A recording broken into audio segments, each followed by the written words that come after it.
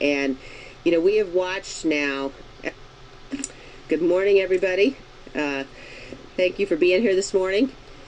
We have just come from our conference and really focused on the discussion about what the Speaker of the House and the House Democrats did yesterday. And, you know, we have watched now, ever since President Trump was elected, the House Democrats have been careening from impeachment theory to impeachment theory.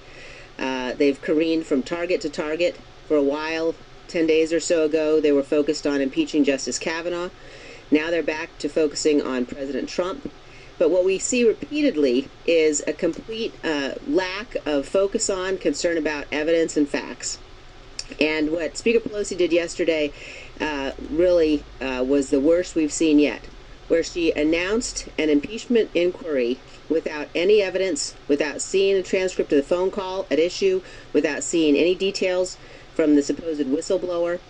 And when you think about what that does, both from the perspective of our constitutional obligation and from the perspective of our national security, it ought to give every American grave concerns that they are dealing with this in a way that is absolutely such a flagrant disregard of their constitutional responsibility. When Speaker Pelosi went out yesterday and announced that there would be an impeachment inquiry of the President of the United States, at that moment our President was up in New York at the General Assembly. And he was there having meetings, as presidents do during those sessions, bilateral meetings with other heads of state. There was absolutely no justification to launch this impeachment inquiry at all. No reason she had to do it yesterday.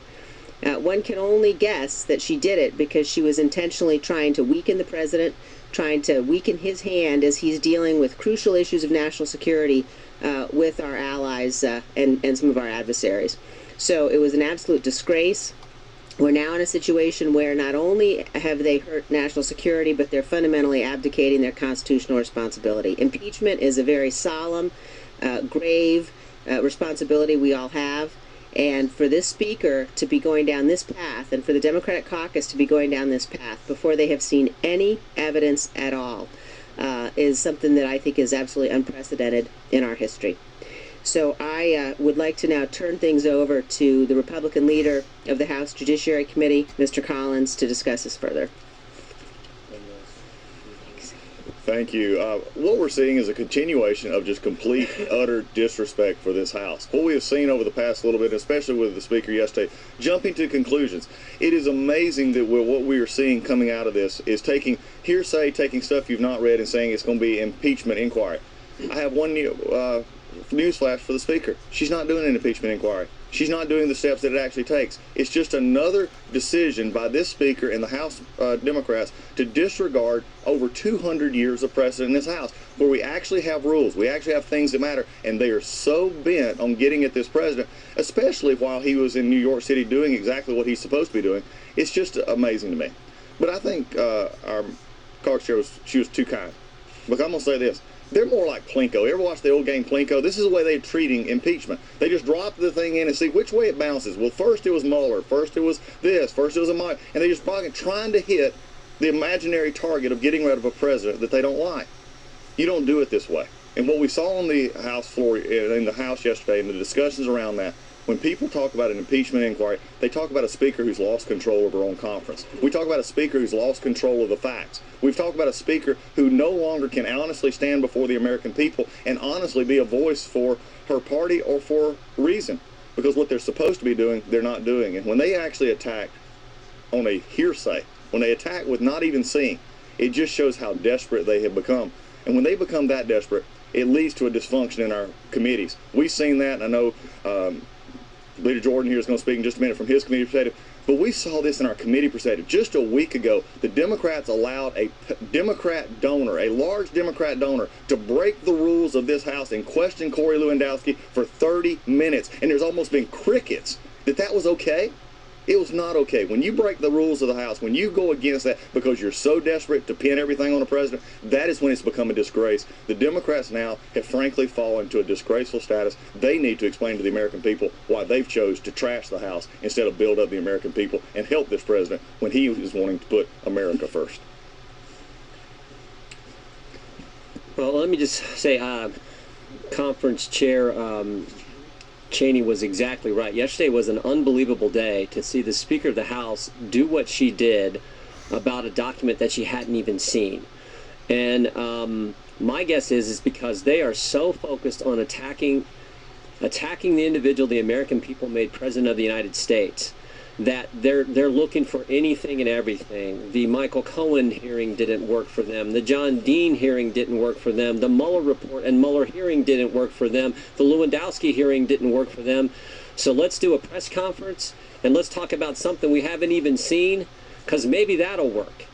That's how desperate and ridiculous this has gotten, and I think the American people see through it. They see clearly the job that this president has done, and they appreciate that, and they think what the Democrats are doing is ridiculous, and frankly, the precedent it sets is dangerous as well. So look, we'll look at the document, but I think the facts are that they got nothing else, and they're doing the kind of things that they did yesterday. 160 some Democrats, I think, are wanting to move forward about something they haven't even read, haven't even seen. I don't know that we've ever seen that in the history of the Congress. So with that, I'll yield to our leader, who's doing a great job leading our team, and that's Chairman McCarthy. No. Oh, I'm sorry. Steve. Steve, I'm sorry. He's doing a good job, too. Yeah, well, thank you. Thank you, Jim. Yesterday was a low point in Nancy Pelosi's speakership.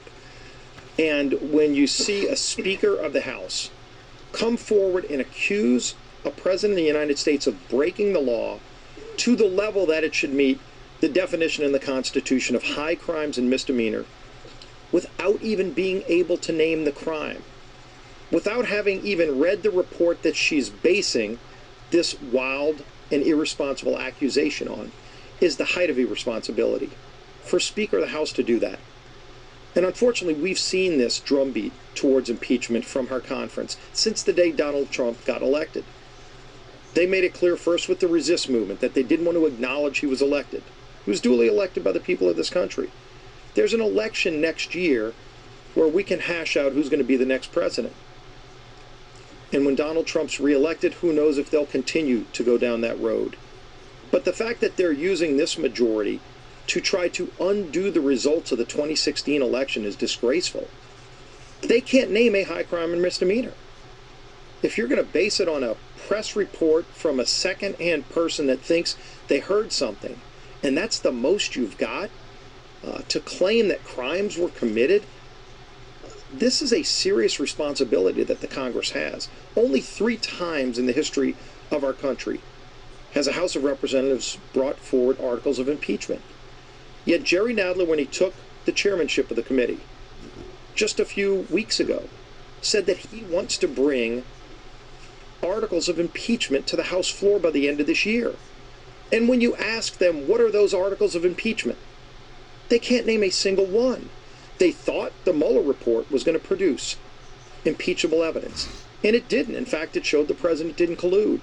And so instead of dropping it and actually focusing on the real problems this country faces, instead of bringing the USMCA bill to the floor, which would pass and create over 160,000 new jobs in America, which has broad support, Republicans and Democrats, labor unions, and trade groups. Instead of doing those kind of things, lowering prescription drug prices, when we've brought bills out of committee unanimously to lower prescription drug prices, which is a major problem that families are facing. Those bills could be signed into law today, creating new jobs and lowering drug prices for Americans. But instead, Nancy Pelosi is wasting her speakership trying to undo the results of the 2016 election by impeaching the president with no basis. Now, if you look at the Constitution, it gives the House of Representatives the ability to impeach a president for crimes. It's a check on the executive.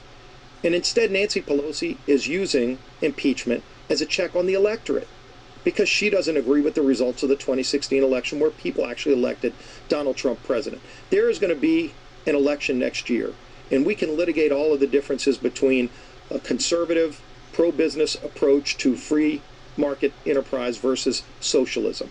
And clearly they're moving towards socialism. But to abuse the power of the House and the speakership by trying to go after a president even when there's no basis of fact that she can name. She cannot name one high crime and misdemeanor, and yet she still wants to move forward with impeachment. It's disgraceful. And with that, I'll bring up our leader, Kevin McCarthy.